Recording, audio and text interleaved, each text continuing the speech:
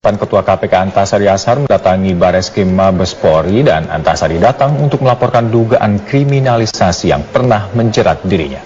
Untuk informasi selengkapnya kita bergabung dengan reporter Egit Hapsari dari Bareskrim Polri Jakarta. Egit, siapa saja yang dilaporkan oleh Antasari Azhar? Ali, tadi pada saat tiba di Bareskrim Polri ini memang Antasari Azhar masih enggan menyebutkan sebenarnya siapa pihak dan juga apa perkara yang akan dilaporkannya pada penyidik Bareskrim Polri pada hari ini.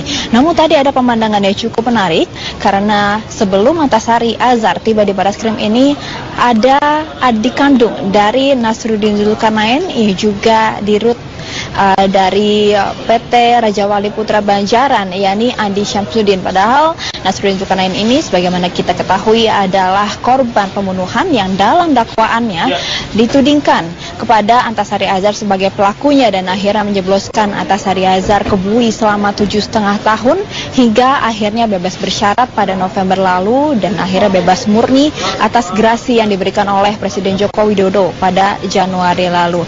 Tadi memang sebelum kedatangan Antasari, Andi Syamsuddin, adik dari Nasruddin Zulkarnain ini sempat berbincang kepada media yang menyebutkan bahwa memang kedatangan dari Antasari ke Bareskrim ini adalah untuk melaporkan dugaan kriminalisasi dan juga SMS gelap yang menjadi poin dakwaan Antasari Azhar yang akhirnya menjebloskannya ke penjara 7,5 tahun silam. Selain itu, kedatangan dari adik Nasruddin Zulkarnain ke Bareskrim Polri ini memang diakui untuk memperkuat laporan dari Antasari Azhar. Namun tadi Antasari Azhar masih belum mengungkapkan secara detail siapa dan apa perkara detailnya yang dilaporkan di Bareskrim Polri dan akan menyampaikan informasi selengkapnya pada konferensi pers usai ia melaporkan perkara dan juga membawa barang bukti kepada penyidik Bareskrim Polri. Memang hubungan antara Antasari Azhar dan juga adik dari Nasruddin Zulkarnain ini cukup baik meskipun posisinya sebagai terpidana dan keluarga korban.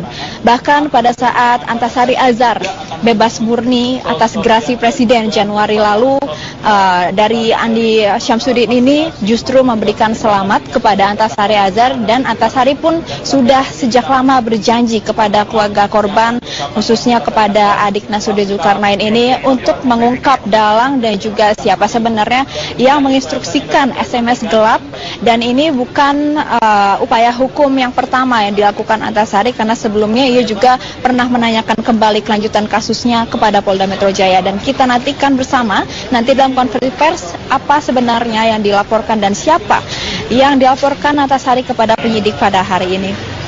Ani. Baik Egy, terima kasih banyak atas laporan Anda. Pemirsa, demikian laporan. Indonesia mengirim 5.000 ton beras ke Sri Lanka. Bantuan tersebut untuk mengatasi bencana kekeringan yang berkepanjangan. Ya, informasi selengkapnya kita langsung terhubung dengan reporter Eko Frima Andani di Istana Kepresidenan Jakarta. Eko, harapan apa dari pemerintah Indonesia terkait dengan pengiriman bantuan ini? Alka, pemerintah Indonesia berharap adanya bantuan 5.000 ton beras kepada masyarakat Sri Lanka ini dapat meringankan beban masyarakat Sri Lanka yang terkena dampak kekeringan yang telah terjadi sejak akhir tahun lalu. Diakui ini memang merupakan bencana kekeringan terburuk sejak 4 dasawarsa terakhir. 1 juta lebih masyarakat Sri Lanka terkena dampak ini. Jika biasanya dalam keadaan normal atau hujan normal di Sri Lanka sendiri terdapat 800.000 hektar yang bisa dialiri oleh sawah. Namun akibat kekeringan ini hanya sepertiganya saja masyarakat yang dapat memanen padi mereka. Memang dampak dari kekeringan berkepanjangan ini membuat masyarakat kesulitan untuk mengakses air bersih sekaligus juga kekurangan dalam bahan pokok seperti beras. Dan untuk itu dalam upaya diplomasi kemanusiaan yang dilakukan oleh pemerintah Indonesia, 5.000 ton ini 5.000 ton beras yang didapatkan dari Indonesia ini diberikan secara cuma-cuma untuk membantu masyarakat Sri Lanka yang tengah mengalami kekeringan yang berkepanjangan. Dan diharapkan sebagai negara sesama negara ASEAN dan juga peserta dari Asia Afrika, diharapkan kerjasama antara Sri Lanka dan juga Indonesia tetap terus terjaga, begitu juga dengan saling membantu ketika dalam kesulitan. Dan berikut pernyataan dari Presiden Joko Widodo saat melepas pemberian bantuan tersebut. Bantuan pangan ini merupakan permintaan langsung dari Presiden Sri Lanka Yang Mulia Maithripala Sirisena yang disampaikan kepada saya langsung melalui Duta Besar Sri Lanka di Jakarta. Dan permintaan tersebut secara cepat saya respon karena memang kondisinya sangat memerlukan sekali.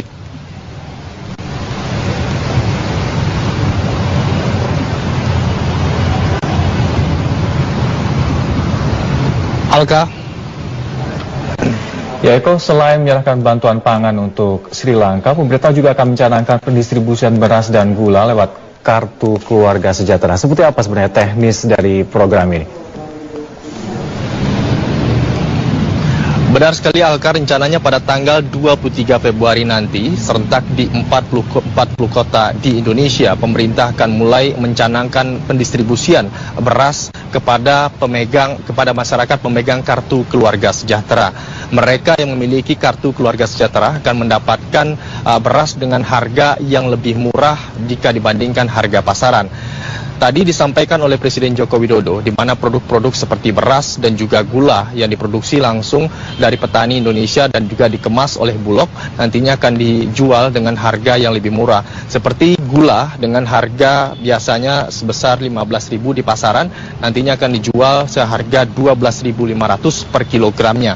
Begitu juga dengan harga beras. Untuk beras dengan produk unggulan nantinya akan dijual dengan harga 8.500 per kilogramnya.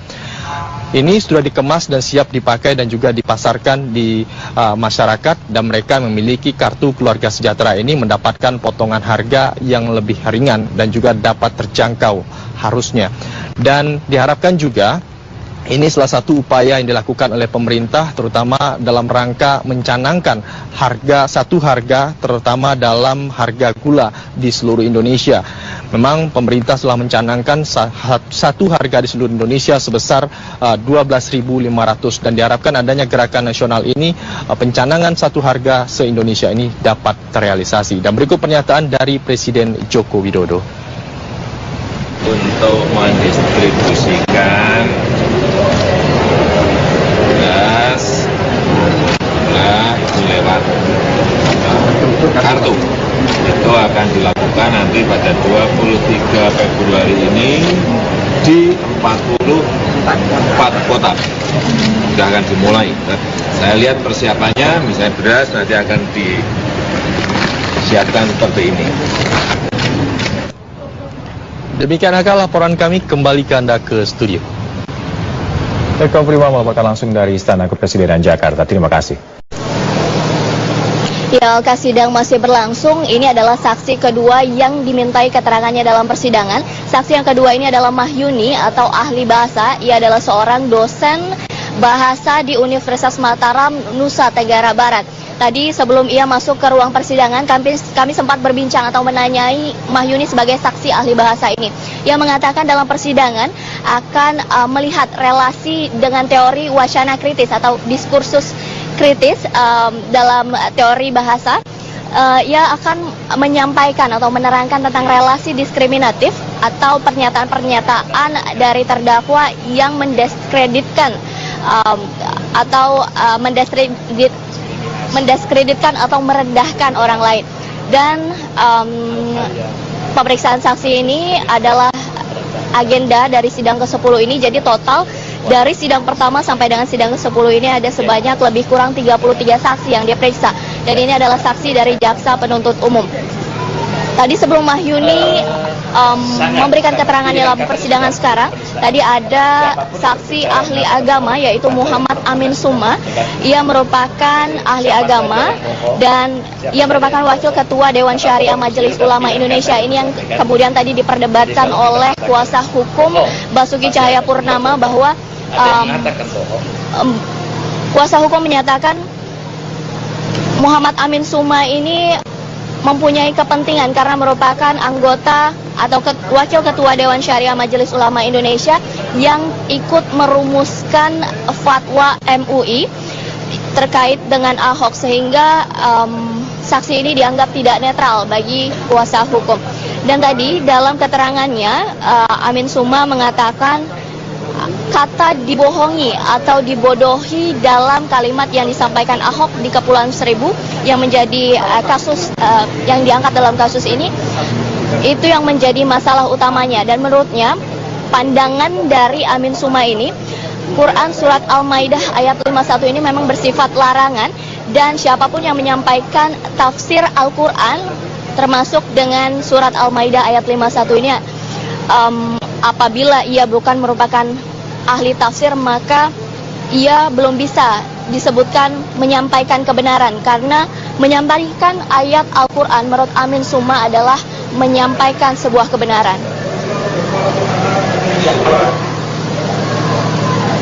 Alka. Dari keempat saksi yang dijadwalkan, apakah kesemuanya hadir di sidang hari ini? Ya, dari awal persidangan sampai dengan sekarang ini, dari mulai pukul 9 sampai dengan sekarang ini, kami baru melihat 2 orang saksi ahli yang hadir pada persidangan. Yang pertama, yang tadi sudah diperiksa, yaitu Muhammad Amin Suma, ahli agama, dan juga Mahyuni yang baru masuk ke ruang sidang. Sementara 2 lagi, yaitu ahli lainnya, ya ahli pidana. Kedua ahli pidana juga masih belum terlihat ada di gedung Kementerian Pertanian Jakarta Selatan ini, antara lain Abdul Khoir Ramadan, ahli pidana MUI yang merupakan dosen Fakultas Hukum Universitas Islam Asy-Syafi'iyah, dan juga Muzakir yang merupakan dosen Fakultas Hukum Universitas Islam Indonesia Yogyakarta. Dan keempat saksi dari jaksa penuntut umum ini bisa dibilang adalah saksi yang memberatkan sidang kasus Ahok ini. Alka. Baik, Sari Sahrial, terima kasih. Selamat bertugas kembali melaporkan langsung dari Gedung Kementerian Pertanian Jakarta Selatan. Ini dalam sidang ke-10 kasus dugaan penodaan agama dengan terdakwa Basuki Cahayapurnama yang usai pada pukul 15.30 waktu Indonesia Barat. Informasi selengkapnya akan disampaikan oleh Stella Nau langsung dari Gedung Kementerian Pertanian Jakarta. Stella, sidang baru saja usai, tapi bisa Anda jelaskan bagaimana jalannya persidangan dan juga apa saja keterangan para saksi? Ya, Afi, benar sekali. Hari pertama Gubernur DKI Basuki Cahayapurnama masuk kembali melaksanakan kegiatannya sebagai gubernur, namun langsung mengikuti sidang ke-10 di Kementerian Pertanian. Ada 4 saksi yang dihadirkan awalnya, namun hanya 2 saksi yang bisa dimintai keterangannya. Yang pertama adalah saksi ahli agama Muhammad Amin, kemudian juga yang kedua adalah saksi ahli bahasa Mahyuni yang berasal dari Universitas Mataram. Kemudian untuk 2 saksi lain yang tidak hadir itu adalah Muzakir dan Abdul Khoir yang kapasitasnya di sini merupakan ahli hukum pidana. Kami tadi sempat menanyakan juga kepada jaksa penuntut umum yang seharusnya menghadirkan keempatnya hari ini, namun di sini Ketua dari JPU Ali Mukartono menyatakan bahwa memang 2 yang lainnya ini sengaja tidak dihadirkan karena kepentingan pengamanan kepolisian yang memang difokuskan untuk sementara ke dalam penyelenggaraan pilkada. Jadi kemungkinan akan ditunda sekitar minggu depan, dikembali lagi ke hari biasa, yaitu hari Selasa tanggal 21 Februari. Dan masih belum diketahui apakah keduanya tersebut, baik Muzakir maupun Abdul Khoir, sudah terkonfirmasi alasannya mengapa tidak datang pada hari ini. Untuk isi dari keterangan yang disampaikan oleh ahli agama maupun ahli bahasa hari ini, lagi-lagi kuasa hukum dari Gubernur DKI Basuki Cahayapurnama menolak kehadiran dari saksi ahli agama MUI, dalam hal ini adalah Muhammad Amin. Alasan yang disampaikan adalah saksi ahli agama dianggap tidak bisa independen dan tidak bisa memberikan objektivitas dalam kasus penistaan agama yang dituduhkan kepada Gubernur DKI. Mengapa? Karena dalam hal ini sudah berulang kali disampaikan, baik juga dalam persidangan yang lalu, ketika kuasa hukum Basuki Cahayapurnama juga menolak saksi ahli dari MUI yang minggu lalu hadir. Di situ disampaikan bahwa produk fatwa bahwa Ahok menistakan agama itu keluar dari MUI, sehingga disampaikan oleh tim advokasi yang diwakilkan oleh Hampri Jemat. Bagaimana logikanya ketika fatwa dikeluarkan oleh MUI, kemudian dianalisa sendiri oleh MUI yang saat ini ternyata sudah mempunyai sikap kalau Ahok memang menistakan agama. Itu keberatan yang disampaikan oleh kuasa hukum dari Basuki Cahayapurnama. Selain itu tadi perdebatan lain yang lakukan di dalam persidangan ke-10 ini antara kuasa hukum Basuki Cahayapurnama dan juga ahli bahasa Mahyuni yang berasal dari Universitas Mataram adalah bagaimana melihat gaya bahasa ataupun niat yang dilakukan oleh Basuki Cahayapurnama saat menyampaikan surat Al-Maidah di Kepulauan Seribu. Ini ditanyakan kepada Mahyuni bagaimana ketika hal tersebut dikaitkan dengan buku yang pernah ditulis oleh Ahok pada tahun 2008 dengan judul Berlindung di Balik Ayat-Ayat Suci. Karena di dalam buku itu sendiri Ahok pernah menyinggung mengenai surat Al-Maidah dan juga tidak hanya surat Al-Maidah, Ahok juga menyinggung mengenai ayat suci dari agama lain seperti agama Kristen, di mana niat dan maksud yang ditujukan dalam buku tersebut adalah Ahok ingin mengkritisi para elit-elit politik yang selama ini berlindung di balik ayat suci, menggunakan ayat-ayat tersebut untuk mencapai keputusan ataupun kepuasan politiknya. Ini yang disampaikan oleh kuasa hukum Basuki Cahayapurnama dan bertanya kepada saksi ahli bahasa bagaimana ketika dikaitkan dengan pernyataan Ahok di Kepulauan Seribu.